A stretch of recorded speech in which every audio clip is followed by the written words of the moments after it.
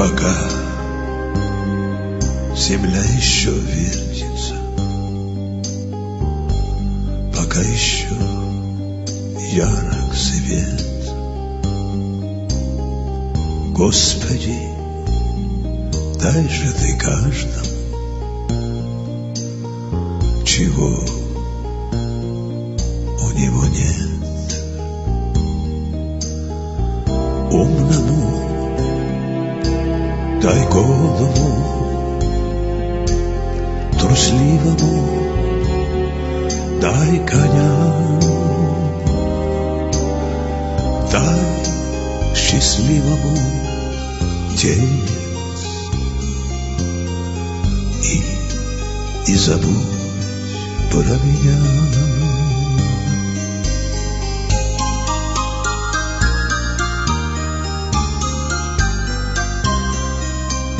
Пока земля еще вертится, Господи, Твоя власть,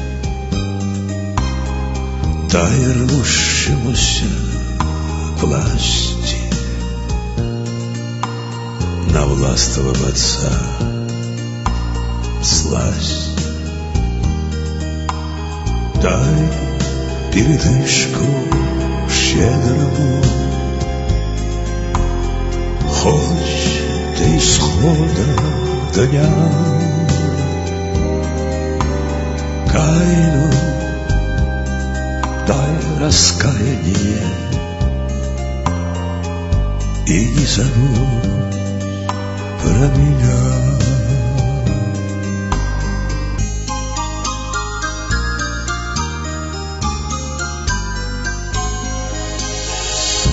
Я знаю, Ты все умеешь, я верую в мудрость Твою, как верит солдат убитый,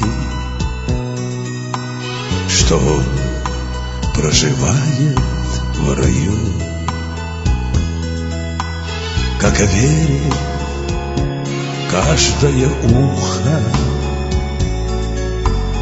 тихим речам Твоим,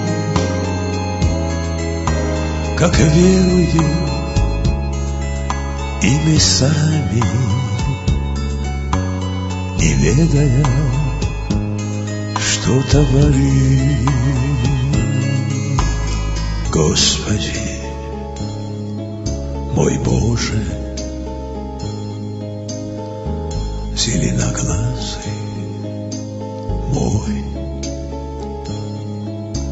пока земля еще вертится, и это ей странно самой, пока еще хватает времени и огня, дай же Ты всем понемногу и забудь про меня. Дай же Ты всем понемногу и забудь про меня.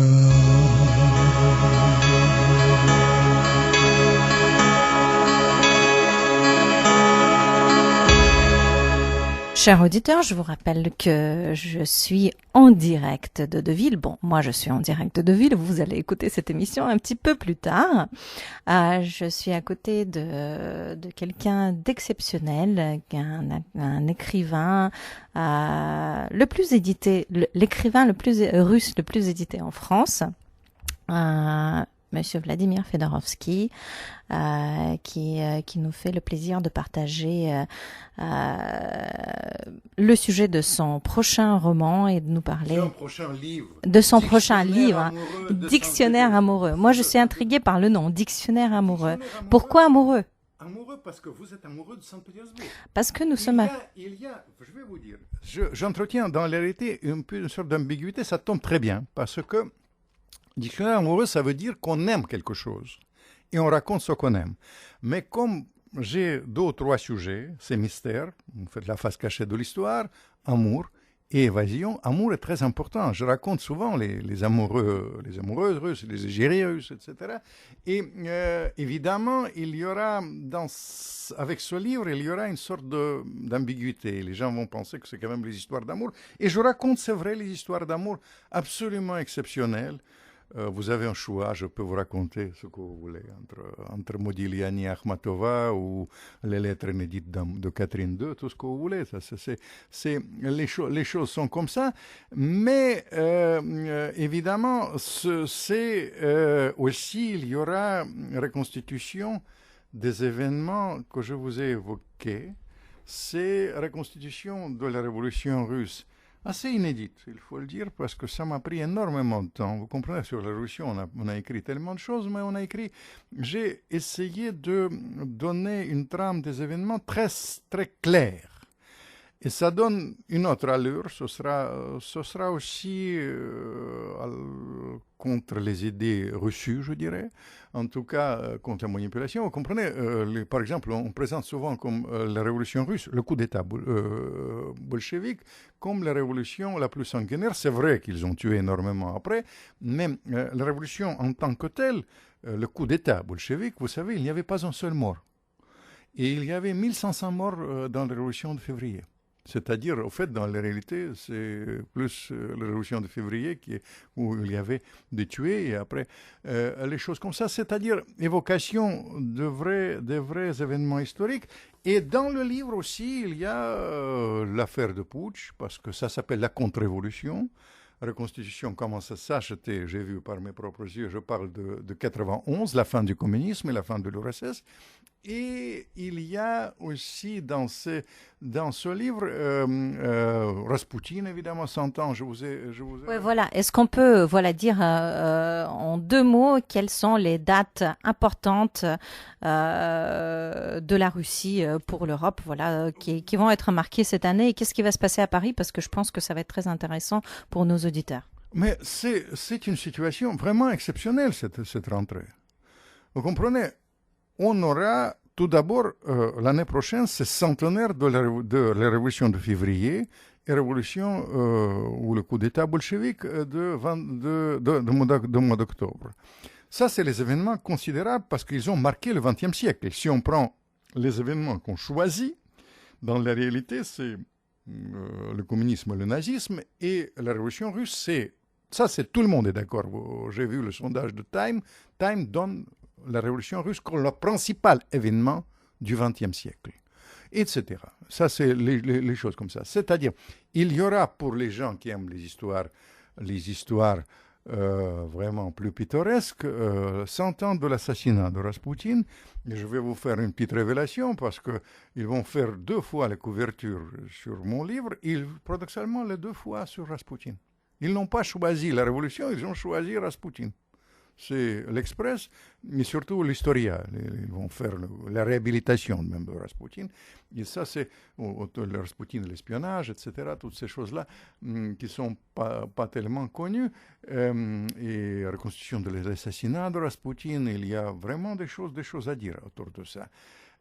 Ça, c'est les événements qui concernent, disons, les anniversaires. Il y a l'anniversaire qui est considérable cette fois-ci pour la fin du XXe siècle. C'est le putsch raté de Moscou, c'est le 19 août 91. Et à l'époque, j'étais porte-parole disons, des antiputschistes. Et alors, j'ai vu ça par mes propres yeux.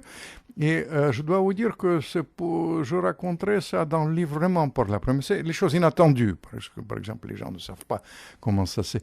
Et reconstitution de putsch, les années vont passer, on va faire vraiment des choses. Ils vont travailler sur ça parce qu'il y a beaucoup de choses qui ne sont pas expliquées et inexplicables dans la réalité.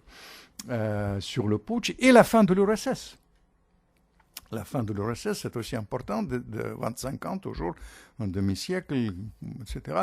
Dans le livre aussi, il y a évidemment Poutine, parce que Poutine il a travaillé. J'ai connu Poutine à Saint-Pétersbourg. Alors, une logique. Il a travaillé, vous savez, dans les biographies de Poutine, il y a une controverse justement autour de sa période de Saint-Pétersbourg, parce qu'il raconte beaucoup de bêtises autour de lui, mais les attaques sont souvent liées avec Saint-Pétersbourg. Alors, il y aura un chapitre sur Saint-Pétersbourg.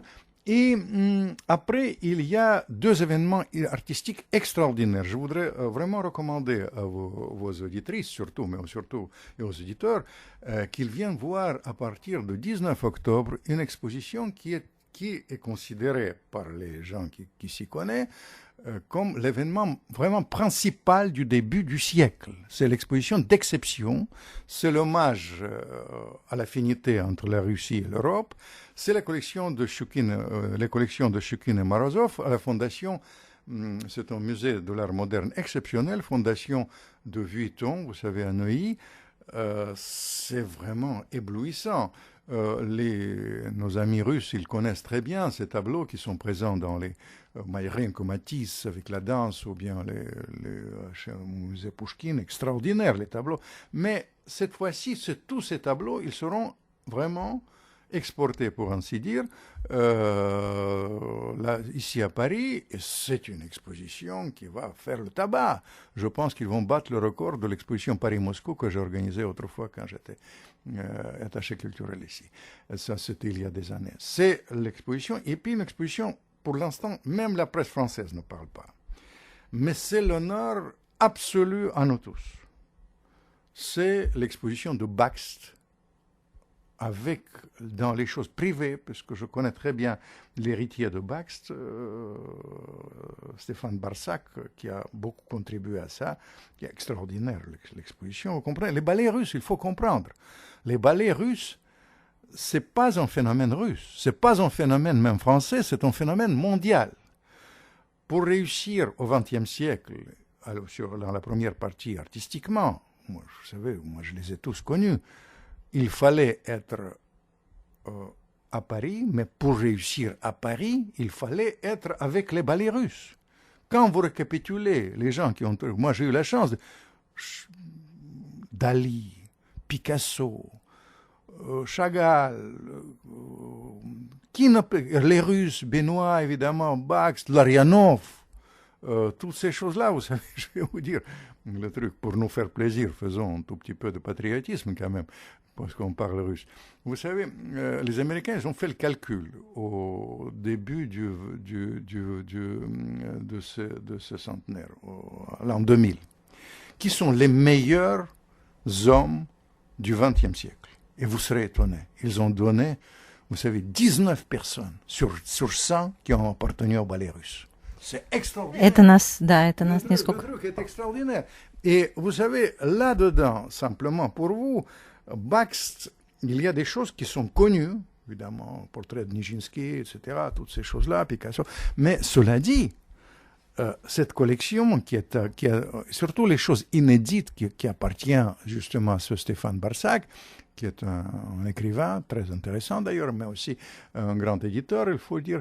Et il a travaillé des années. Et à l'opéra, vous voyez, c'est la suite. Puis, il y a les événements politiques.